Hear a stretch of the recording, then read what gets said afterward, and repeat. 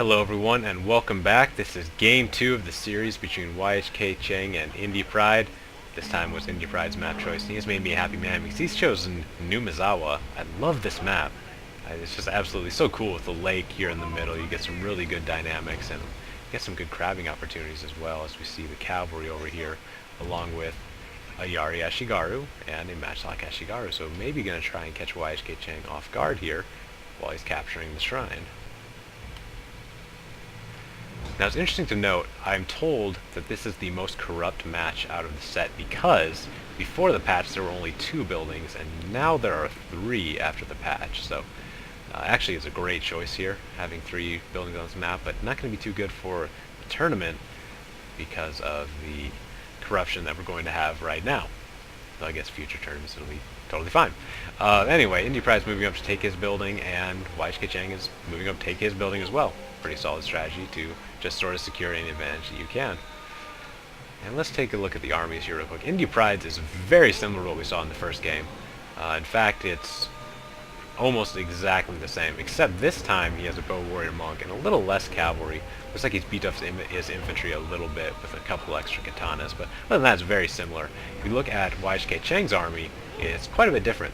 He has that same eclectic sort of infantry build with nodachis, katanas, naginatas, all that stuff, but he's also got 2 matchlocks and 2 bows. We don't see any cavalry yet, but there very well could be plenty hidden off in the trees.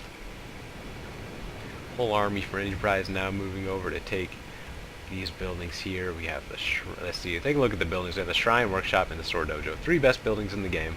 And it's really interesting here with actually the placement on the workshop in this map is actually an interesting spot because it really gives a big advantage to the guy that goes to the Sword Dojo. So, you know, actually, I'm not sure if 3 buildings is actually great for the dynamic on this map because it sort of forces you to deploy on the Sword Dojo side, because if you're on the side with the Shrine, you have to pretty much come through these little narrow shallows where you can walk across to get to your enemy and to get to the production building. So you don't really want to take the shrine because you're essentially conceding 2 buildings to the enemy, and then you have to walk all the way around the lake to get to your enemy. Especially if you have a skirmish advantage, that could be very tough to deal with. Actually, we're going to see 2 bow warrior monks. Like I said, just 1 for Indypride. So these bow warrior monks too. We could have an interesting little bow duel from across the lake here. 2 bow warrior monks versus 2 bow warrior monks. Probably not going to be close enough for the matchlock Ashigaru to make any shots, but we could see some bows duking it out from across the water. That'd be pretty cool to see. Could definitely use more good skirmishing in this tournament. So yeah, Indypride's definitely going to be taking the workshop here, even though it wasn't there when they fought the battle. So they actually also randomized the buildings now in the maps, so it's not the same building every time. Like on some maps, like there'll be like a workshop and a farmhouse, and they'll always be on the same side, but not anymore because now they're randomized. Now the bow warrior monks are shooting into the matchlock Ashigaru now. Killed about 7 men there. I'm wondering if that's a good idea to be focusing on the matchlocks, but without seeing any cavalry, it very well might be. Now this is going to be interesting to see if Indypride's little gambit here pays off with his cavalry and matchlocks, because YHKCHENG is putting himself in a pretty vulnerable spot in this wide open field of fire with the shallows here that Indypride could walk against and get that easy pincer in.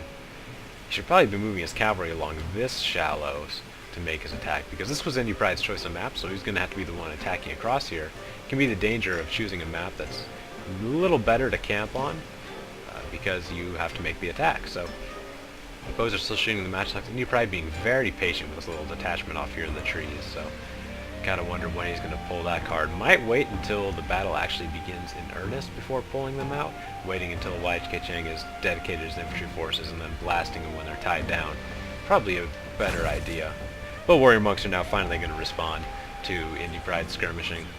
I've got some Yari Ashigaru here in the front.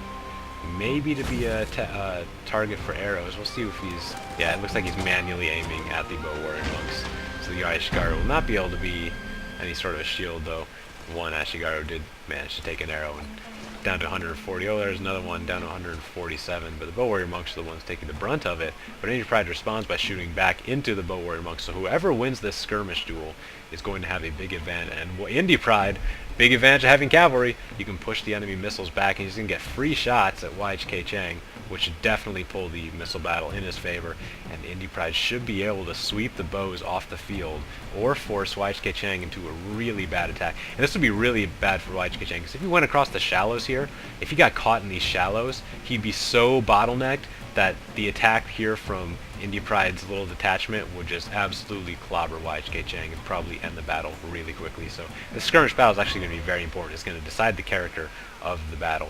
The YHKCHENG could play defensive and pull back from the shallows, but he would be sacrificing a nice defensive posture in order to do that. So Indypride really needs to win this skirmish duel in order to put his plan into action. And he definitely is winning. 60 and 75 bow warrior monks for Indypride and his 2 units. We're looking at YHKCHENG down to 24 and 58. So he is definitely winning. And now he's going to get free shots in the match like Ashigaru, but maybe fortunately for YHKCHENG, they don't have unlimited ammo, so he could potentially sit here and just take it until Indypride runs out of arrows. Not a very palatable solution, but maybe the only one. Bow warrior monks are moving back in now to shoot at the bow warrior monks for Indypride. Ashigaru lost about 60 men in total between the 2 units, so doing some decent damage there, but it's the monks that are definitely the priority target here. Now it looks like Indypride is still shooting into the matchlocks. Really needs to change up his target right now. Here's a whistling arrow, it sounds like. Wonder who it was. It's probably YHKCHENG, but yeah. Oh, it was Indypride. Indypride just shot the whistling arrows, and that's going to push him back up the beach a little more. So we have a really nice skirmish battle. Indypride's definitely pulled out an advantage in the skirmish battle with his cavalry. He can really dictate the terms here and push YHKCHENG's bows back and make him lose shots. They'll give Indypride some free ones of his own. This bow warrior monk now down to 21 men. This one's doing okay at 50, but Indypride definitely has the numbers advantage to keep pushing this skirmish. And it looks like he's going to be moving up too to push YHKCHENG off of the beach and get a better attack angle for his eventual assault across the lake. More arrows shooting into the Nodachis now, trying to hammer that melee line and make this attack as easy for him as he can, because he's going to have a tough time going across the river. Now Nodachis only have an armor of 2, so they're just going to be absolutely demolished by these bow warrior monks. They've already lost 32 men from these bow warrior monk volleys. Very important, that armor rating. Match like Ashigaru lost about 80 men now in total between the 2 units. Looks like YHKCHENG really wants to just conserve his bow warrior monks and keeping them back and letting his infantry sort of take it. Looks like he has sort of resigned to that strategy of absorbing all of Indypride's arrows until he can't shoot anymore. It may be his only real option if he doesn't want to give up the beach, which he's in a pretty strong position. I don't know. I don't know if that's going to be his best interest, having lost so many men. Of course, with the workshop working in Indypride's favor too, who knows if it's actually what happened in the battle, but we can only guess. The bows are now back for YHKCHENG, trying to take down the bow warrior monks a little bit. They're just not doing any damage at all. 58 and 68 men for Indypride's 2 bow warrior monks. And he's just going to be hammering away. Let's see if he's still shooting at the... Yeah, it looks like he's still shooting at the bow warrior monks. Down to 47 men now for that one right there.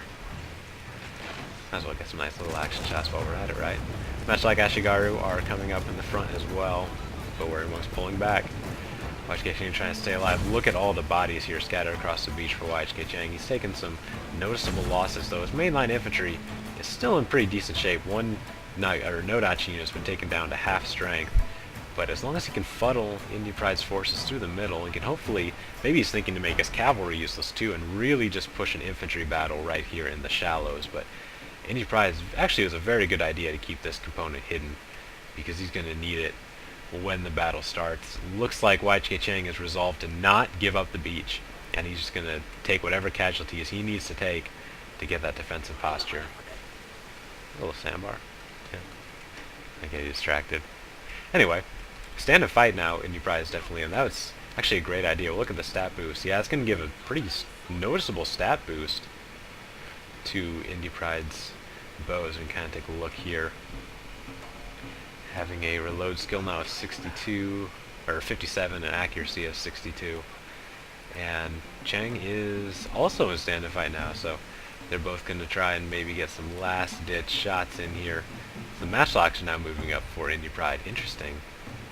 Maybe sensing the bow weakness of YHKCHENG now and trying to push a matchlock skirmishing and draw this skirmish battle out even longer, which is going to work in his favor, definitely.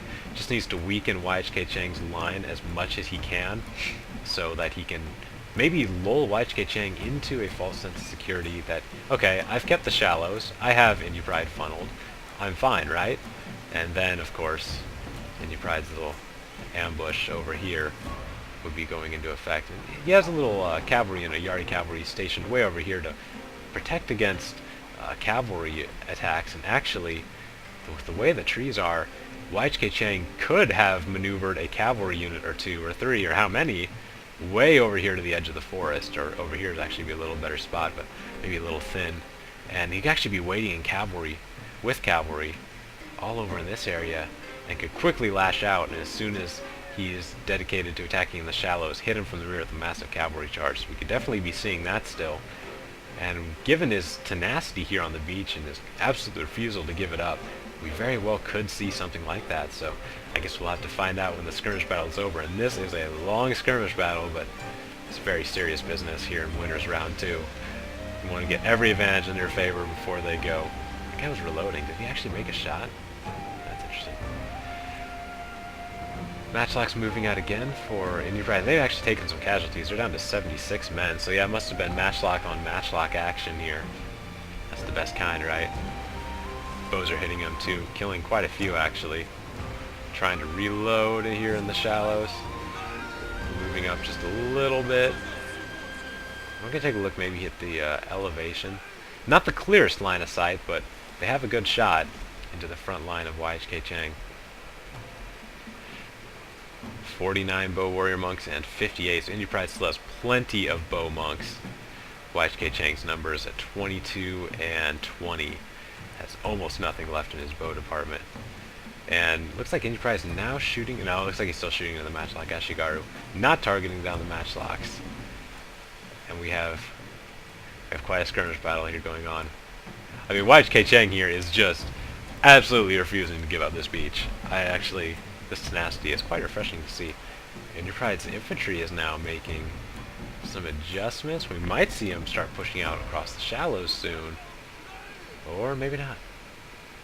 Maybe just moving forward just a little bit with his matchlocks and bows. What do we have in the front here? Naginata Samurai trying to take the brunt of the arrows. If anybody's got to take arrows, it'd be them with an armor rating of 9. Comes some spears. Is that a yes, whistling arrows coming out? And Indypride's maybe decided this is the time. Here come Indypride's forces, covered by a matchlock shot into the Naginata Samurai. Not going to kill too many. And they're going to take the brunt of YHKCHENG's matchlock shot. But still not a great firing angle. They don't lose very many men at all on either side from those matchlock volleys. So of course they are just Ashigaru. And interestingly enough, it's a Yari cavalry leading the charge, which is right up the middle. Probably a good idea to just be a body block so that Indypride doesn't get caught in the shallows. And that's when he's going to choose to move out with this action here. So battle's going nurse, and yes, just like I thought, we have a cavalry unit. 2 great guards are coming in from the rear now. And if he could just hammer them here in the shallows with a big infantry attack, YHKCHENG could definitely take this and make all those losses on the beach worth it. Those men will not have died in vain if he can get a good attack off here. But that Katana cavalry actually is slipping through. Gonna make it to the front lines, but a Katana samurai is gonna stop them. Indypride's trying to move his matchlocks into position here. Not gonna get a good shooting angle off. There might be a micro mistake in them going into melee with the katanas. Ooh, looks like we do have a little mistake there by Indypride. Cavalry's moving out, but the spears are in good position to stop them. Only Naginata monks, but they will do a good enough job and keep them away from the main line. Indypride has been funneled here into the middle and has done a good job of cutting off the cavalry. Oh, one's going to slip through here, though, unless he gets stuck. Nope. Yes, he's stuck. Oh, he's got to get him free.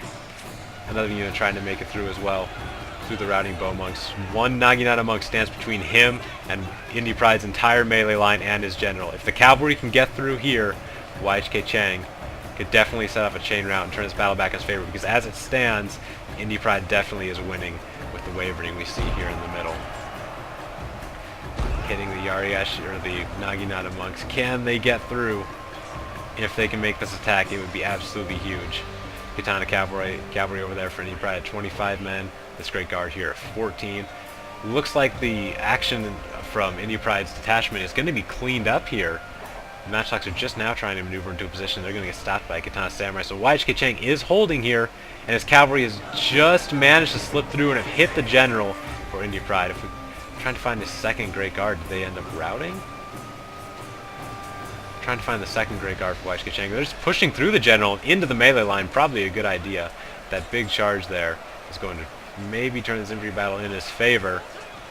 It's going to be a very close battle. Naginata monks are moving up to engage this Katana Samurai.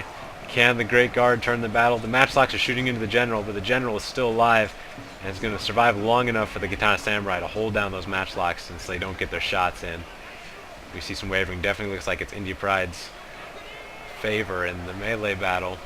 And yeah, it looks like Indypride's definitely going to take a big win here, but with the corruption of the workshop, I will talk about the results because we definitely had some corruption here in this battle. Wavering now for YHKCHENG. We're going to wait here until the end of the battle, and we're going to talk about it a little bit in the post-match setup. We definitely just see plenty of corruption if the reports from the battle are correct. So we'll finish this one out though. The war cry has landed. Mass routing. 2 units left in wavering. And let's see it cleaned up. Broken. There we go. Back to the main menu for the little post-game commentary. Okay, folks, so I hate to say that your eyes have deceived you, because actually in the actual battle, YHKCHENG was the winner of that one.